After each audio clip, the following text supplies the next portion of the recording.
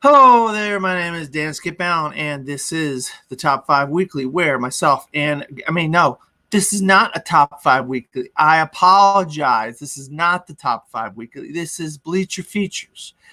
Bleacher Features, where myself and a guest, we discuss a sports movie where we just break it down from beginning to end. And like I said, I have a guest. I don't do this show. It'd be pretty bad if I was just talking into a camera by myself. So my guest this evening is Kevin Pass. How you doing, Kevin? Doing well, Dan. How are you, man? Oh, hanging in there, hanging in there.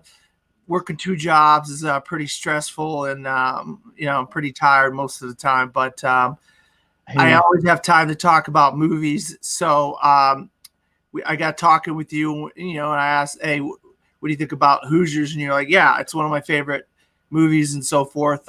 So are you happy? Are you pretty excited to be discussing this great basketball film? absolutely, especially at a time like this where we don't have any sports on right now. Um, this being one of my favorite basketball flicks, I was really excited to jump back into it and dig real deep into it. It means a lot to me, and just being able to watch some basketball that was cool. So I Yeah, forgot how awesome that was. So yeah, it was. It's just it's an awesome film, and yeah. I appreciate you having me on for this one. yeah, no problem. Bleacher Features is just a show. I like to just get a guest and we just talk about a sports film because I'm a big fan of obviously movies and sports, and so it makes sense that I'm a big fan of sports movies, and I just kind of want to talk about relevant. I mean, sports movies that are really relevant in society, relevant throughout history, and definitely Hoosiers is one of those. One person that you and I know will probably disagree with us, but who cares what that one person thinks? I will mention that person's name, but they don't know as much as we know. All right, so let's get That's into the cast of Hoosiers. Not a lot of people that we know. It was a lot of first-time actors. right. Specifically, one main character was a first-time actor, never acted before in their entire lives, but they were phenomenal in the movie. But the main people, of course, are Gene Hackman as Norman Dale, Dennis Hopper as Shooter, Barbara Hershey as Myrna Fleener, and then you had Sheb Woolley as Cletus, the school principal. Per Opal Opal Fleener is portrayed by Fern Perkins, and then you have Chelsea Ross. He's been in a few movies. You've Yep. definitely seen him in a few things. Chelsea Ross, I think he was in oh God, with Robin Williams. Um, Uh, what's it? yeah. Kids. Chelsea Ross. He was in Bill and Ted's Bogus Journey. I remember Yeah, him in that. he's Basic also in Instinct. Rudy. Yeah, that's right. Yeah. He's in Rudy. What's the one with Robin Williams and the kids? Um, oh God, why can't Um, I come to my captain, my captain? Oh, dang it, I can't think of the name of it right now. I Um, can't either. uh, it'll come to me as watch. It'll come to me as we're talking. Obviously, Maris Valanis, he's Jimmy Chitwood. David Niedorf, Everett, the son of Shooter. Robert Swain, the round father of Strap. Stephen Holler, Raid, Wade Shank, Ollie, Brad Long, Buddy. These are all some of the players. Directed by David Anspaugh, and composed by the great Jerry Goldsmith. You got any thoughts about the cast and the music and so forth? Yeah, absolutely. Gene Hackman steals the show here, obviously. I think Barbara Hershey did a wonderful job playing off of him in that small town feel. But Gene Hackman to me, watching this movie and where it's set in the early 50s, he always reminded me of my grandfather, who was also, he spent some years in the Navy. He had that hard nose kind of attitude, but still had the soft heart underneath. You just had to kind of get to it. So, yeah, Gene Hackman is always the one I go to. But Fern Persons, I love her character as Opal Fleener. All the players, man. I love I love Ollie's player Wade Shink when he comes in in the Linton game and makes the two big shots. That's awesome. He Yeah. supposedly, in special features that I watched recently, he was actually the best player of the bunch of those guys. And of course, he has to Really? portray the guy that's the worst, which is Yeah, really because hard to do.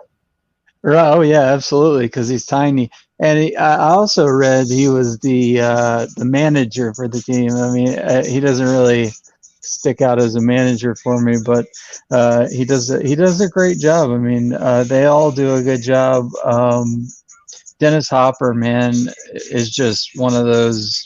You know, he's 100% every time, and playing that drunk that has to overcome that um, that serious alcoholism problem, and his love for the game as well, and his son, he's willing to overcome alcoholism, which is something very serious this day and age. That is something very hard to portray, I would imagine. So yeah, Dennis Hopper, another one, but yeah, Gene Hackman was always my go-to in this movie because, like I said, he always reminded me of my grandpa. So yeah. Yeah, and I'll tell you, my father Gene Hackman looks exactly like my father at that age. I mean, spitting image of my father at that age. And so it was like watching my father on screen as a basketball coach of this team. And then Dennis Hopper acted like my father. So it was like watching two sides of my father. And that's one of the reasons why this movie resonates with me so much. It was like, my father doesn't know his ass from his elbow about basketball, but it was still like watching my father on screen, and two different. If you put them both together, it was like my father out there, and that's what it was so hard for me to watch this film, and why it resonates with me so much. But let's get into the actual movie now. And I just want to say, this movie is about a team in 1951 in Hickory, Indiana. But actually, the team in the movie doesn't exist. It's based on a team called in Myron, Indiana, or is it Milan, Indiana? Very similar players, very similar circumstances, very similar coach, but the movie itself is fictional. So I just wanted to make sure people know that Milan, Indiana was the story that this story was based on. So I just wanted to say, I don't know if you knew that or not. I didn't until I started digging into it. I didn't even realize it was based on a true story film. But yeah, that's a good point. And they did a hell of a job of adapting the story because it's so close to the actual story. Right, exactly. And also, I wanted to say before we get into it, you mentioned Jerry Goldsmith.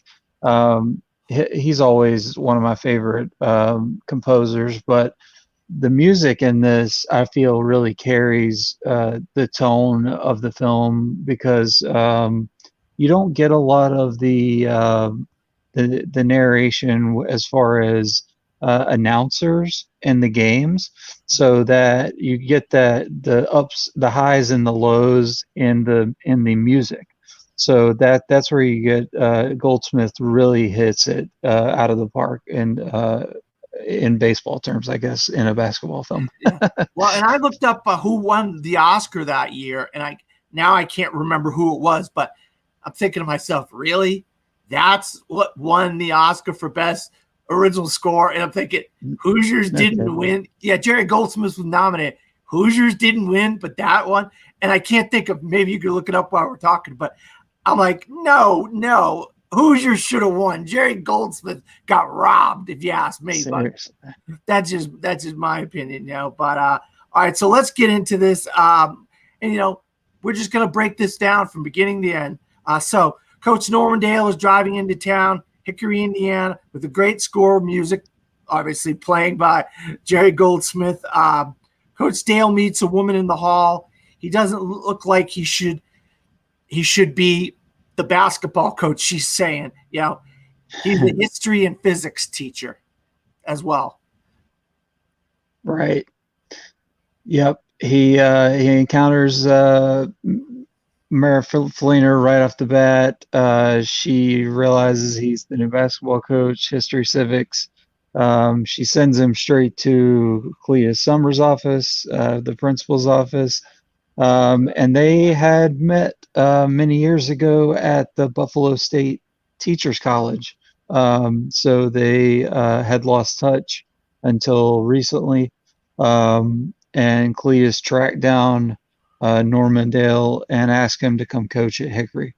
So Norman thanks him for that opportunity, and so he tells him that his slate's clean there, and we don't really know what that means until later on, but we do learn to find that out later. Yeah.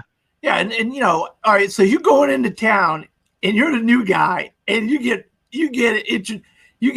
met in the hall. Wow, you don't look like the basketball coach.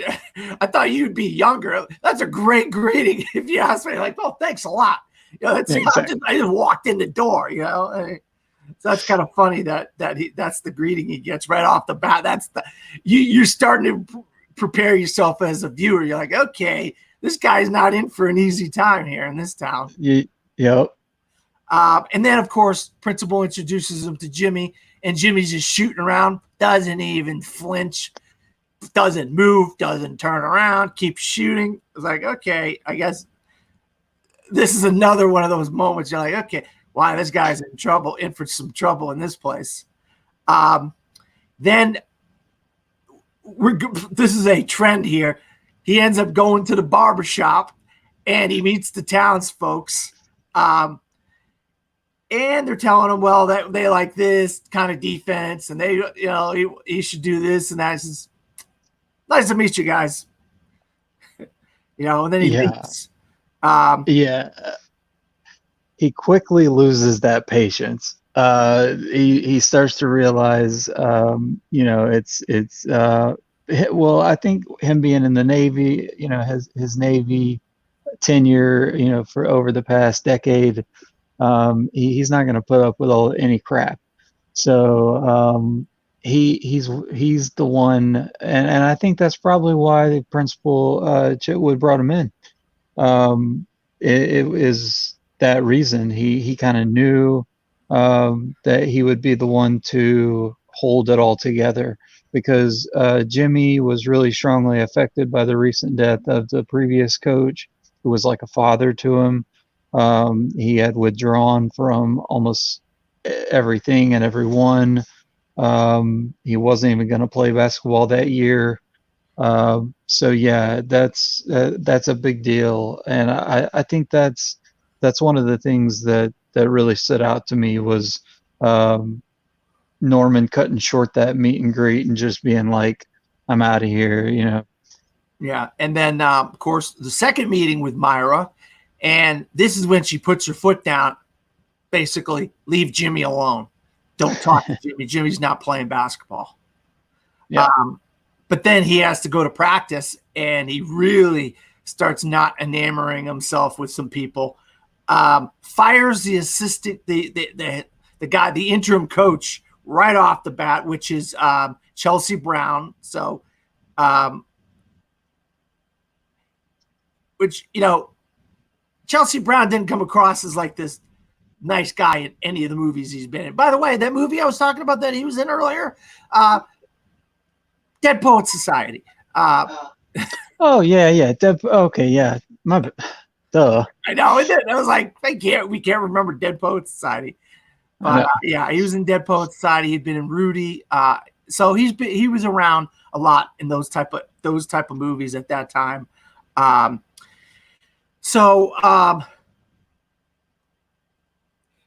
He ends up firing the interim coach. Then some of the players quit. So he's down to 5 players at this point. And he just walked in the door for practice for the first time, And then, of course, once again, he does something that people aren't going to be happy with. He has a new way of practicing. They're not going to use a basketball, Kevin. Practice without using the basketball. How different is that? They're going to do a lot of dribbling. They're going to do a lot of. Well, they are going to use the basketball. They're just going to do chest passes. Yeah, they're not going to be doing shooting. No shooting. So they are going to use the basketball. They're just not going to shoot. So all they're going to do is do dribbling and passing drills. Now, I'm a basketball fan. You're a basketball fan. How about this style of practice? I don't know. Like, I grew up playing basketball, just rec league basketball, nothing serious. But man, I would have had a hard time with a coach like that. I understand the logic behind it, especially trying to get the respect of the team, especially coming in and having Buddy being rude and whispering to Whit, and then Norman telling Buddy, pack your shit, get out. Not in those words, but yeah, and then Buddy convinces Whit to go with him, leaving him with only the 5 players. So yeah, Norman's saying, there's more to the game than shooting. There's fundamentals and there's defense. So he breaks out the folding chairs. He's teaching him about the sharp chest passes. He's really instilling going back to the basics, I guess is what you could call it. But yeah, man, as far as if I had a coach like that, I would really have a hard time dealing with it, because I definitely like to put the ball in the hoop. I think we all do. But I'll tell you what, when he first started practicing like that, I was like, yes, here we go. Here we got some fundamentals here. So I really like that a lot. All right, so then, of course, you get the whole barbershop quartet. I'm just using that as an analogy here. Or at practice, and they want to critique everything that's going on in practice, and he's like, "Hey guys, out of here! Practice is closed. No practice for you guys. Get out of here. I don't have people in my practices." Shooter event introduces himself to Coach Dale for the first time. Coach Dale goes to visit Jimmy while Jimmy's out shooting somewhere. Says, "Jimmy, you didn't go to class today." And then this is a big key here. This is a big moment. Says, "Jimmy, I don't care if you play on the team or not," and he walks away. Like, he's like, "Dude, you don't want to play? It doesn't matter to me. I'll coach whoever I got."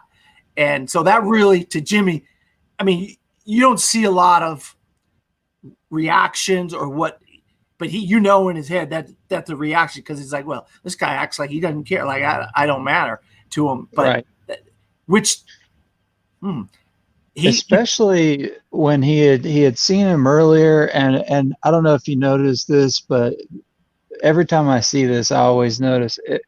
Jimmy, when he's shooting and he's not really paying attention to Coach Dale, when he's first doing his walk through the gym, and he's trying to get Jimmy's attention, he's shooting. He's not missing.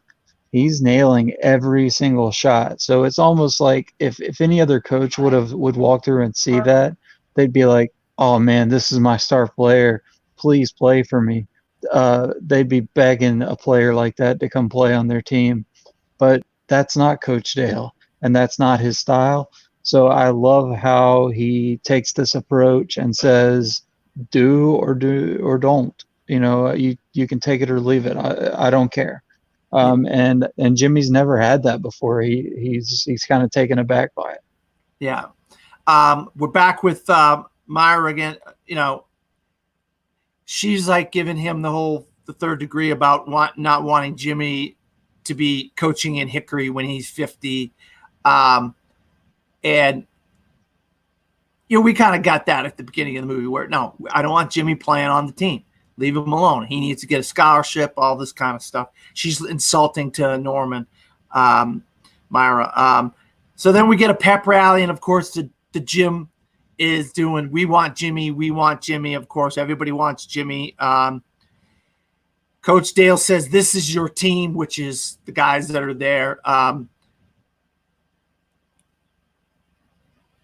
Then he tells his guys in practice or warm-ups or whatever, 4 passes before you shoot the ball, which, that's the classic line. 4 passes before you shoot the ball. That's, and of course, he gets the welcome to Indiana basketball, from people, which, it's a different animal. Indiana is a different animal. I mean, there's basketball and everywhere else, and then there's basketball in Indiana. No kidding. And then Strap praying in the locker room, which that'll be a theme throughout the film as the film goes on. Halftime, of course, of the first game, coach is not a happy camper, mad at the team, kicks the sheriff out of the locker room because the sheriff comes in once again, making people know this is my team. I coach them the way I want. Get out of my locker room. Get out of my practices. I don't want people around. These guys all think they can put their 2 cents into what's going on, and they can't. Not around Coach Dale. Go ahead. You got anything? I was going to say, I mean, him chewing him out at halftime. Jimmy's up there watching from the top row. They're all falling behind. Everybody's kind of pissed off. Like you said, Strap with the prayer. I grew up in a really small town, kind of like Hickory, in North Georgia. Very small. Everybody knows everybody. Everybody's in everybody's business. Everybody thinks they kind of run the town. So I kind of get where that feel comes from. But yeah, it like you said, basketball in Indiana is a whole different animal. It's kind of like football down here in Georgia. So yeah, that's how I kind of perceive this. But yeah, as far as getting to halftime, I love how Norman doesn't let that get to him. Doesn't let any of that get to him. I think his Navy experience, he just lets that roll right off his back, kicks everybody out. This is my team. I'm gonna, take control and do things the way we're gonna do them. Yeah. So we get back to the second half. Ollie replaces Ray because Ray won't pass the ball. He said 4 passes. So we had that line. I want 4 passes. And then, of course, the first thing he does, he goes in and he shoots a 3-pointer or whatever, a deep shot. Boom, he gets him out of the game right away, setting the standard. Like, I want 4 passes. You don't just go in the game and start shooting because you feel like it. I'm the coach. You do what I say. So he gets him out of there, and Ollie has to go in the game. Then Strap fouls out, and Ray tries to go back in the game, but he says, no, sit down. And then he tells the referee, because he's like, oh, you got to have 5 guys. He says, my team's on the floor. He's got 4 guys on the court at this moment. Yeah. He's sitting on the bench. And even though Raid's making the shots that he's shooting, I mean, there is no 3-point line, obviously. But like you said, I mean, they're coming from downtown. He's just not doing his 4-pass offense. So if you're not going by Coach Dale's strict rules, he's gonna bench you. And if he's going to play with his 4 guys, then he's going to play with his 4 guys. But yeah, I mean, he was making those shots, and he still benched the guy. So that shows you right there. I mean, he's serious. Oh yeah. Then after the game, he tells the team they have the weekend to make a decision. What he says is the law without discussion. So basically, he's giving them an ultimatum. If you want to be on this team, you listen to me. You do what I say without discussion, without anything. Okay. Then Opal Fleener comes to him and offers him, gets him to come to dinner on Sunday. Coach accepts.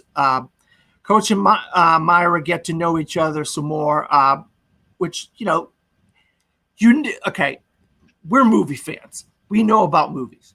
And even though this is based on a real story, of course, at the beginning, he's like, wow, you don't look like the basketball coach. You should be. And then as the movie goes along, of course, they start coming around. That's how movies are. And she's the female love interest type character. Yeah. So a shooter comes to visit Coach. And this is another cool thing. The whole town drives to the next town because it's an away game. You see the road, it's got lined full of cars going to the next game, which is really cool. That's back then. That's all they had. Friday nights or whatever nights of the week it was, they either were playing at their gym or they're going to the next town to go to their gym. And then we had the whole story about how we get the bus and all this. The preacher then he goes, "Oh, it's my father's. It's my father's bus. That's how we got the bus." So he's the driver of the bus. So that's how. Was it Buddy? That was Strapp's father. Yeah, that's right. Strapp's father is the preacher. Preacher Pearl. Yeah. Yeah, that's right. So that was kind of a funny line. Oh, we got the bus because my dad's bus. So he's the. It's just how things work. You got to use what you can get. The things that are available. That's right. So Coach Dale gets thrown out of the game as well as Raid. Plus, of course, all right. Now this is a theme that goes through the movie as well. Is there's some home cooking when it comes to these referees. Usually the referees from the town of the team, and I've been a basketball coach and involved in basketball my whole life since I was 10, 12 years old. And I've been involved with high school basketball for 30-something years. A lot of times, whatever team you were playing, you were getting referees that were relatively close to where they're exactly. So you're going to get a little bit of home cooking. And of course, Norman Dale realizes that. Yep. And him and Strap get thrown out of the game, or Raid gets thrown out of the game. So, and then the principal has to coach. Principal has to take over, and he's sick as well. Can't help coach anymore. So this is an anxiety moment for the principal because he didn't expect to be coaching. And of course, then it gets him to have some heart problems or whatever. And so then he cannot coach anymore. Now coach doesn't have an assistant anymore. Go ahead. I was going to say, this is kind of the part where you see that Shooter, he knows about basketball. His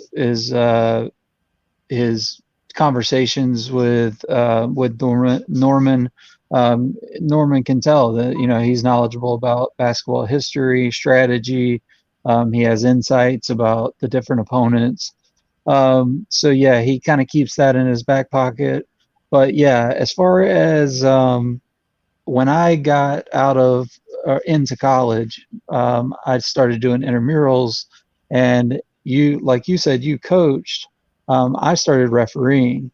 So watching these movies now, it's funny to me because I'm watching these referees and I'm like, this is so funny because they're issuing out technical fouls and terrible calls and all that. And I know it's a movie, but yeah, it's hilarious because this part isn't funny, but the way that when Norman slaps the kid's hand away, but when he pokes him in the chest, Raid coming to his defense, I think really shows a turn of events because he's the one that he just benched in the last game. So that kind of shows a turn of tides that we needed to see for this team. Yeah, that's starting to come to his defense in a way, and that's the way that it really does. That moment showed that these kids are starting to rally around Coach Dale. All right, so without the principal as his assistant coach anymore, he visits Shooter, lets him know he needs an assistant coach, but he can't drink. He can't drink though. What does drinking have to do with my knowledge of basketball? You're embarrassing your son. So then he says, I would like you to leave. And, of course, coach introduces Shooter as his assistant coach.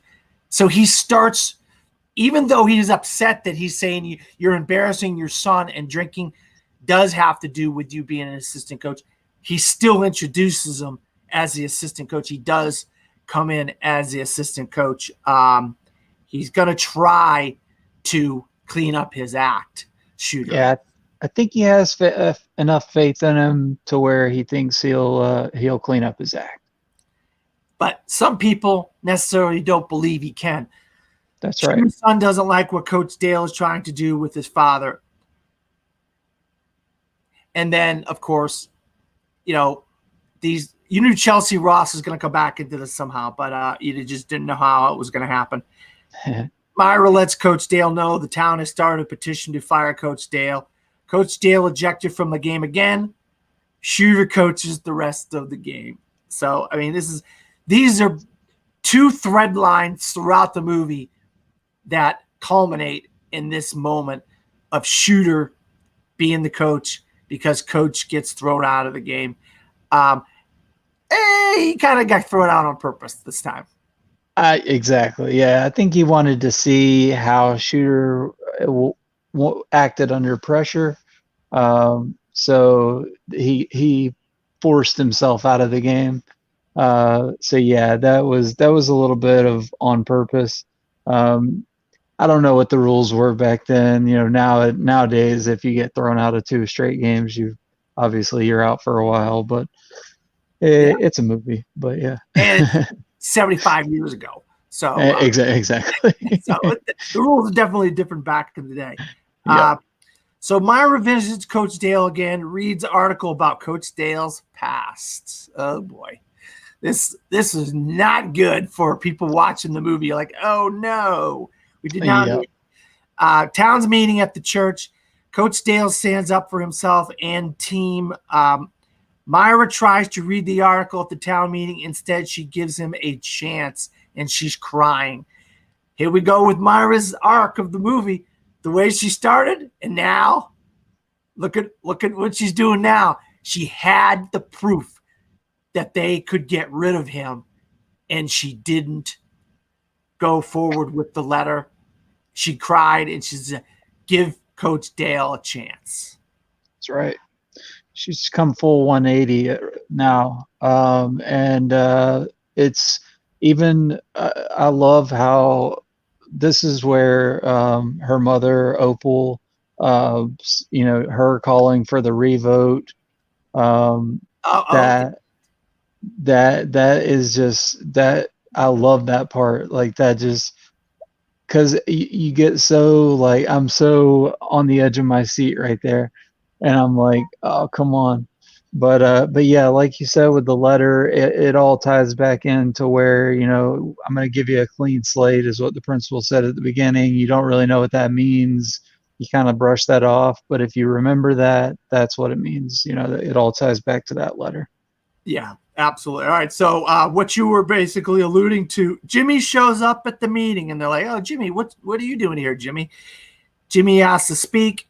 Jimmy says, Coach goes, I go. If he stays, then he will play. And, of course, Opal Fleener says, let's do the revote. They vote, he goes. Then they ask for a revote. He wins the revote. So once Jimmy leaves, they do the revote. And, of course, you're not going to have a movie without the – you knew you were going to get the revote. Oh, look, it's a movie. We're talking about a movie. But it's the revote. He gets the team. And, of course, the team starts winning with Jimmy. Jimmy is the answer for the team winning. But they're still doing it Coach Dale's way. Yeah.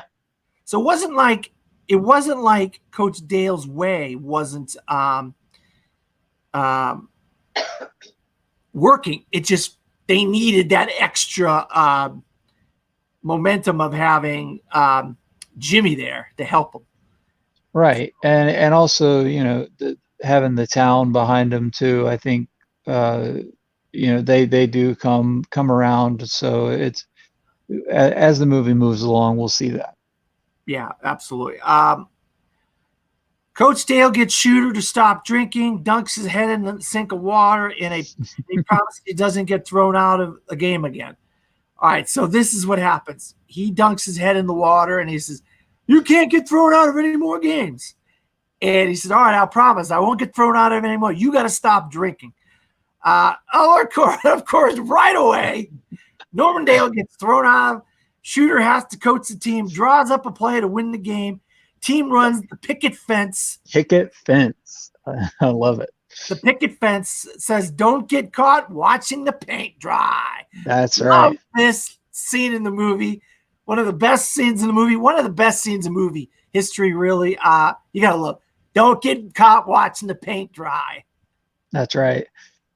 Not only that, just the simple fact of them succeeding, winning, and Everett having that moment of pride in his father that he hasn't had in a long time in Shooter.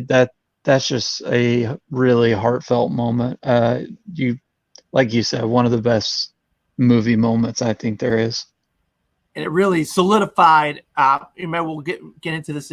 It solidified basically that Dennis Hopper was going to get an Oscar nomination for Best Supporting Actor. I mean, that was the scene that really, if you look at his arc of a character throughout the movie, that really solidified him with that Oscar nomination. And we already talked about Jerry Goldsmith getting the Oscar nomination for Best Score. Hickory versus Terhune game. Son says he did a good job, Pop. We did real good. But, you just said that. Norman asks where Shooter is. He's missing. Comes into the gym drunk, walks all over the floor. Norman gets thrown out because he is, quote unquote, his assistant coach. Oh, that's your assistant coach doing that? Guess what? You're out of here. Yeah. He shouldn't have said that. Norman shouldn't have said that. Let's all be honest. Norman should. No, you don't say that. Norman, that's a mistake on his part. But, he did it anyway, so what are you going to do? Yeah. So fight breaks out in the game after dirty play by opposing player. You see a little bit of this. You're going to remember the times that this was. It's a different style of play. You had some tough guys back in the day. I mean, you ain't pretty boys like today. We got some pretty boys that just like to not get touched or don't. These guys. Yeah, little slaps and stuff. Yeah. Grabbing, and it's a different style of basketball. Hickory wins on a buzzer beater by Jimmy Chitwood to beat crosstown rival. They're the sectional champs. There's not as many teams. Just let's put this out there. There's not as many teams back in the day. So for them to be sectional champs, they only had to beat their crosstown rivals. Yeah. And sometimes you go a long distance to play some of these games. I was just about to say that. Yeah, that is probably a long haul just to get to your crosstown rival. Yeah. So Shooter's found laying on the ground outside with a rifle near him. Norman and his son take him to a hospital to dry out. Once again, this is this thread for Shooter. I mean, what a great arc for this character. Every one of the main characters have just fantastic arcs in this film that really pay off by the end of the film, which really, to me, you're invested in Coach Dale Shooter, Myra, Jimmy, so many of these characters. You're invested in so many of these characters because of their arc and how they have such great payoffs. So he ends up going into the hospital. He's drying out and stuff, but we're not finished with Shooter yet. So look, in sports and in movies, the pregame speech or the postgame speech or whatever, speeches are important because it really shows you, it really gets you into the mindset of the coach. And I think one of the greatest speeches of like 2 or 3 really good speeches is this one. The pregame speech by Coach Dale is very inspirational. Team claps hands together. They clap, that's showing me they are all fully behind Coach Dale at this point. And it's not a long monologue, that lasts 5 or 6 minutes. It's a real short speech, and you get the clapping going, and the team's just rallying around him. I get the tingles every time I watch it. I love it. Oh yeah. Talking about it, I'm getting the tingles. All right, so we got Hickory versus Linton game. Chewing gum timeout speech. Yeah, my favorite. I was just about to say, I want to know what flavor chewing gum. I love that. You get like, wow, what a great line. It's so simple, but what a great line. I want to know what flavor of chewing gum is. And this, in special features and after the movie, we find out that there is a scene of what was his name? The guy kicked off the team again.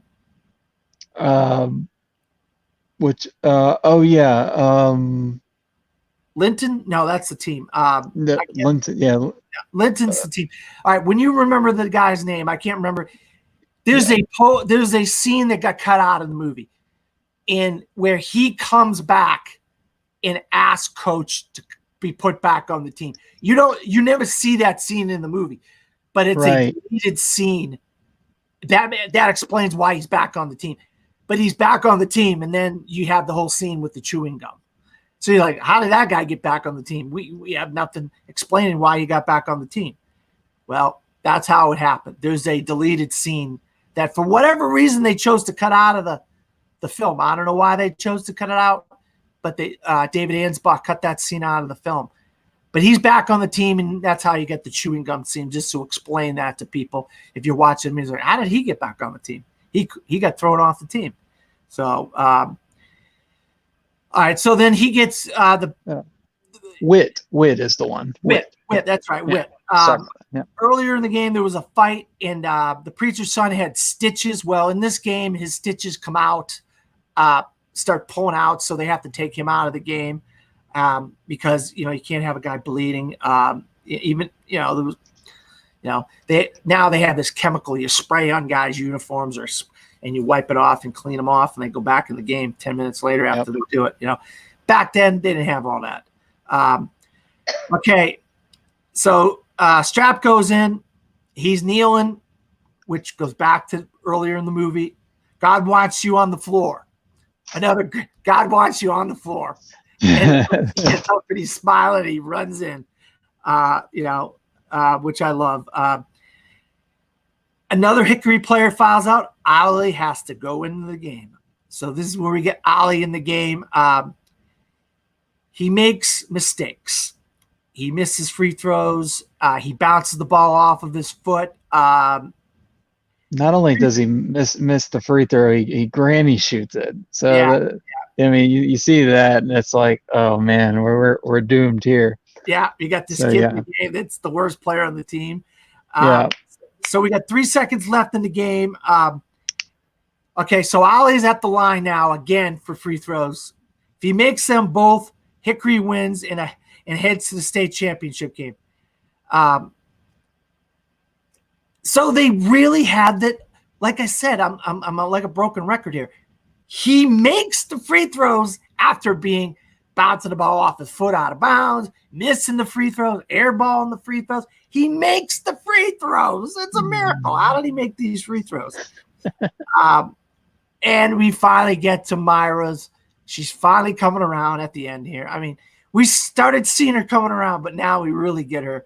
Myra and Norman talking about farming and the almanac, which is, if you know anything about Indiana, there's two things they know. They know farming and they know basketball. And another, I know I keep going back to Opal. Like I said, I just love her for some reason. She even in that same scene, he mentions, your mom just gave me a haircut. So he's talking about Opal gave him a haircut. Yeah. I don't know why, but that always just makes me laugh. He didn't go to the barber shop, did he? Right, exactly. He would make his licks with Opal giving him the haircut instead of going to the barber shop. Right. He was like, he had his share of that barbershop at the beginning of the movie. He's like, I ain't going back there. I'll take my licks with Opal. Give me a haircut. Whatever haircut I get from Opal is what I get. So they go for a walk. He asks her to a movie. They don't have a movie theater in their town. They have to go to the next town to go see a movie. And, of course, Norman kisses Myra. If I can say here, there's some beautiful scenery in this movie, and this is one part where it's shown all the cornfields and stuff. I mean, me being from Georgia, I haven't been to that part of the country, but I think that's just gorgeous. Those rolling fields, yeah, that's just and I mean, I think it taking place during basketball season, they did it perfectly with it being it's all brown, but and she even mentions, in late spring it looks like Ireland or what she imagines Ireland would look like. Yeah, really gorgeous. You're right about that. But yeah, they I mean, I think he did some great camera work there. Yeah, and the special features they talk about that. I said we just got lucky with the lighting and that sort of stuff, the air and all that kind of stuff, and we only had so much time to do it, and we were able to get a lot of these great vistas, like you said. So Norman's in the hospital. Shooter's in the hospital. Shooter brags about it, the team and his son. Dad says he wishes he could go to the game. Son says, I know. And there's another moment, come to Jesus moment, where the son is now on board with his father. Even though his father's in the hospital for being a drunk, the son still, where earlier in the film, he didn't want anything to do with his father. But as the film goes along, he's starting to come around with his father, which I love. I love that. Okay, and I did this. I'm going to tell you, Kevin, I actually did this. I was coaching middle school basketball. We were playing a team that was the really, really, really good team. And I went out to our own gym. I don't know why I did it in our gym, but I said, hey, nice. Norman measures the rim and court in Indianapolis gym in Butler Fieldhouse. The famous Butler Fieldhouse, Butler Bulldogs play there. It's in Indianapolis. Then it was 16,000 people. I don't know how many people it is now. And he says, measure the rim, 10 feet. Measure the lines. Same as our gym back in Hickory. That is like the moment that you're like, yes. And it really gets his players to say, okay, who cares about all these people going to be in the gym? The court is the same. The rim is the same. We know this game. We know this court. We know this atmosphere. So that was the kind of thing I really loved about that. So they're in the Indiana State Championship, Kevin. Championship game versus South Bend Central, defending state champions. Pregame speech, Norman thanks team win this one for all the small schools who never had a chance to get here. Shooter and coach Norman Dale. So that is a great speech before the game. And of course, the preacher, he was going to get this one at the right time, Kevin. He was going to get this one. Yep. He quotes David versus Goliath from the Bible. You knew that was coming. You didn't know when, but you knew it was coming. We're in a close game. This is, of course, it would. Of course, you can have a close game, right? In the championship game, right? Timeout. Jimmy takes last shot, runs a picket fence again. Jimmy makes the winning shot to win the high school state championship game of Indiana. Shooter yelling like a crazy man at the hospital. Everyone cheering. And, of course, Norman's last words, "I love you guys," by Norman Dale. You got any thoughts on that sequence of events at the end of the movie? Like going into that final game, they had already accomplished so more than expected. And it was like Coach Dale had said, this team is going to Indianapolis. They probably hadn't seen a building taller than 2 stories. And the reporters are asking him, the other team, South Bend Central, their front line is, I think if they said like something 6'2", 6'3", 6'4". What are you going to do about that? And he says we're going to play the game. So I love the David Goliath reference. I love I love the measurement of the rim and showing them how it's the same game no matter where you play it, no matter who you're playing against. It's all the same between the lines. So him instilling that into them, it just made it so much better.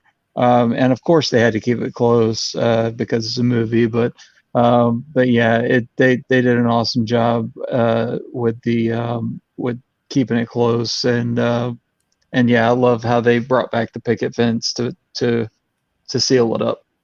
And then, there's when they're planning that last play out, of course, he's like doing this and okay, you do this, and all the players are in there stoic. They're like, they're worried, and he's like, "What's going on? What's wrong? What's the matter?" And he's like, finally, Jimmy speaks up and he says, "I'll make the shot, coach." Yeah. All right, you do this, you do this. And of course, I'm giving a little bit behind the scenes stuff. They worked on this for quite a while. David Ansbaugh, the director, and he hadn't really been making a lot of outside shots leading up to this, Jimmy, in practice, sure, and warm-ups and all this kind of stuff. And they were worried. First shot out, bam, drills nails it. And so that's movie magic for you. You know what I mean? That is what movie magic is, And yeah, so what I like to do with these Bleacher features, Kevin, is I like to ask my guests, what does the movie that we're talking about mean to you? Why is this movie so relevant to you in your own life as a film fan, or as maybe growing up or whatever? Why do you love Hoosiers so much? There are two big things that I haven't mentioned in full that speak to me about this film. One being relationships. I think it's a great movie that shows a relationship. It's not just a basketball film. The relationship between Norman and Myra, obviously. The relationship that evolves between Norman and the team, between the whole town and Norman, between Shooter and Everett, between Jimmy and Norman, I think is a great relationship. And there are a bunch more that can be found all through the movie. So that is one thing that I always look to in this movie. That's one reason why it's probably my favorite basketball movie. And then the other thing is, in that last game, excuse me, they always say, or there's they all say what they want to win for. Merle says he wants to win for all the small schools that never had a chance to get to the state finals. Everett wants to win for his dad, Shooter. Buddy wants to win for Norman. It's like they've grown up in just this matter of a basketball season.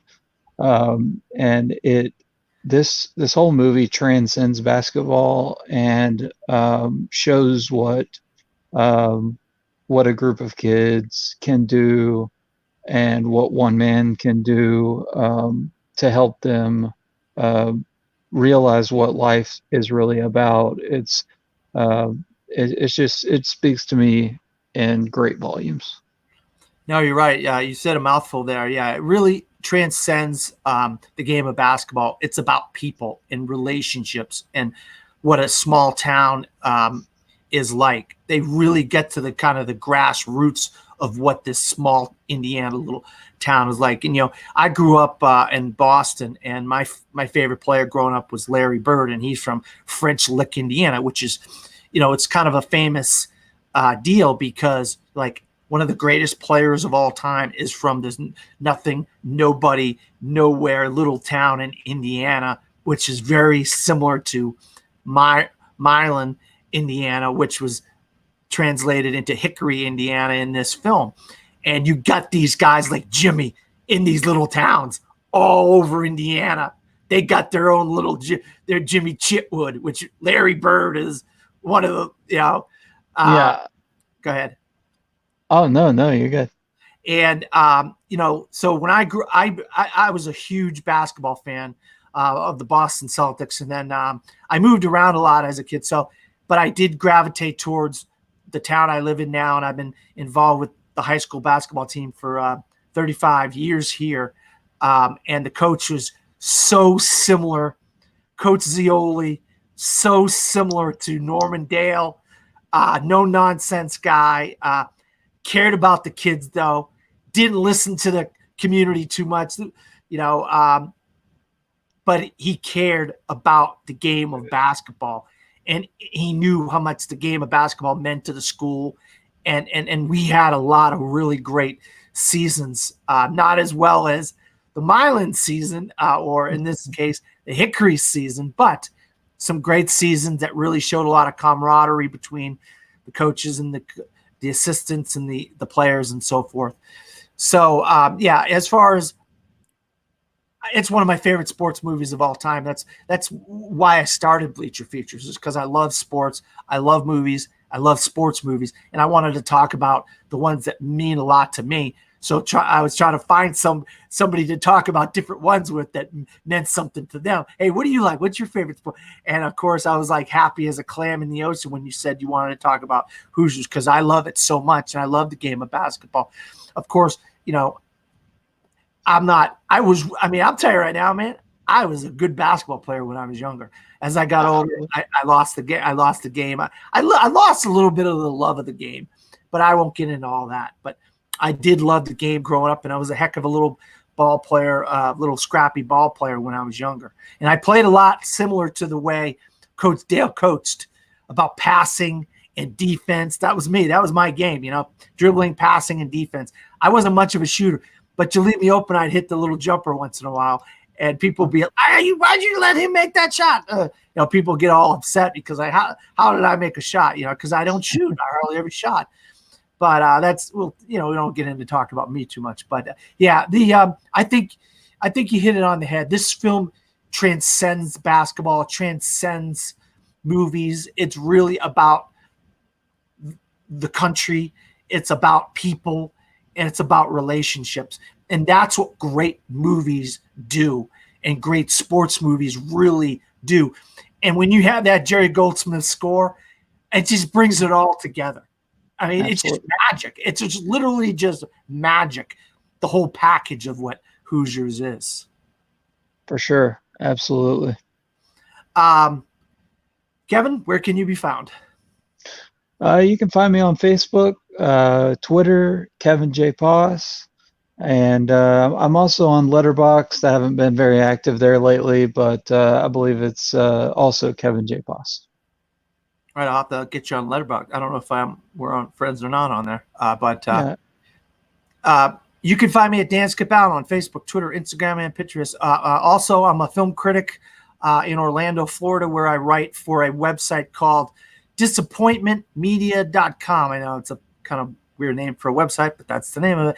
DISIPPIONTTMEDIA, where I write about all kinds of things, movie reviews. There's not a lot of movies in theaters, but I've been getting a lot of studio links, so I've been reviewing those films that way. Foreign films, some documentaries, doing a lot of anniversary reviews.